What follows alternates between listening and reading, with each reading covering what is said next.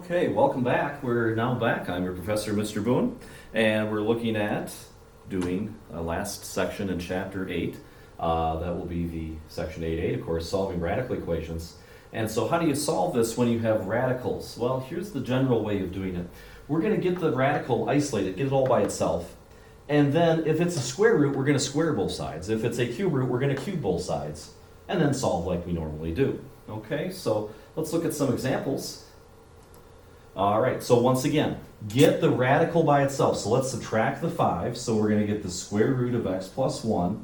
If I subtract 5, that's 11. Excuse me. Then we're going to square both sides. If I square both sides, well, that just gets rid of the square root. And 11 squared, of course, is 121. Now just solve for x. X equals 120. All right, not so bad. Things that we've done before, but put a new twist with the radical on there. All right, let's try another one of those. All right, there we go. Here's the beauty right there. Okay. Ooh, this time we have a cube root. Now, we're multiplying in front by 7.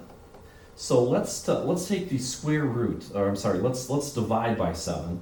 And so we have the cube root of 5x minus 7. Well, if I divide, well, that's going to, of course, be 12. 84 divided by 7 is 12.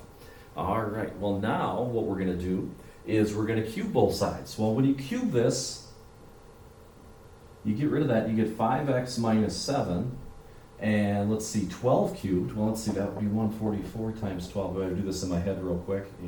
8820441, so we get an 827, so we get 1,728 is what we get for that. Wow, okay, exciting stuff. All right, well, now we get the x by itself. We're going to add 7. 5x equals 1735. Now we're going to divide by 5, which is 347, it looks like is what we're going to have there.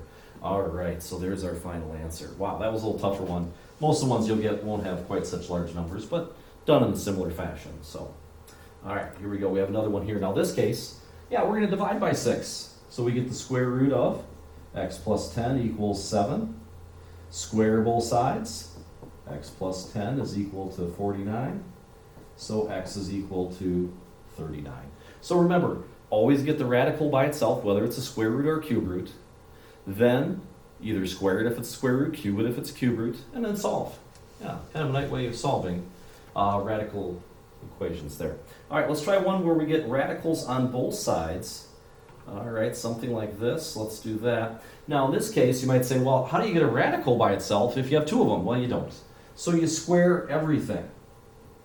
So you get 7x plus 2, square the 3 to get the 9, and then in parentheses have the 3x minus 2. All right, so it's by squaring it, you got to square that number. All right, so we get 7x plus 2 is equal to 27x minus 18. All right, so 20x is equal to 20, and x would be 1. Sorry about that, my phone's going off in the background. We'll just ignore that. All right, so there we are. Good, some good questions there as we're going. All right, now, sometimes what you might want to do is when doing inequalities or equations, we can kind of use the intersect feature on our calculator. We can use Desmos, of course, is a great tool. But sometimes what happens, I'll show you an example of this, is that if we graph this, so when we take the square root of this equals 5 minus x, what you can do is put this as y1, this is y, 5 minus x is y2. Just figure out where it crosses. All right, so there's one solution there where it's -1. So it's kind of a nice thing. You can do it. You can always graph it in that fashion. If you have something like this, again, you can graph this side as being one equation, this side being the other. And again, see where they intersect. Desmos is a great tool for that. Graphing calculators work exceptionally well as well, too. So one thing to keep in mind as we do these as well is that, remember, if we have something raised to the 1/3 power, that's really the cube root of 5x plus 7. And so what you'd want to do is cube both sides and just have 5x plus 7 equals, well, 27. 5x would equal 20, and then x would equal 4. You can certainly do that, and we're all good to go there. All right, now there's one other thing that I wanted to set up and solve for you here is something like this.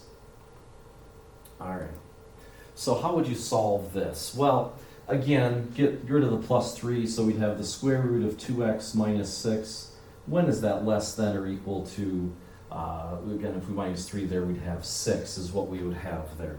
So we want to solve that, but then the other part of this is also, you got to be aware, if we square this, 2x minus 6 equals 36, or is less than or equal to 36.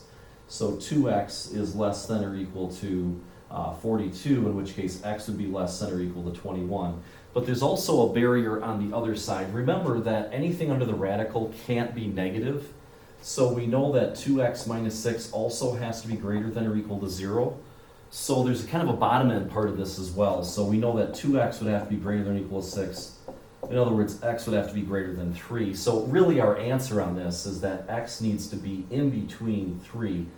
Because if we go lower than 3, it's going to give us a negative square root, and we can't do that.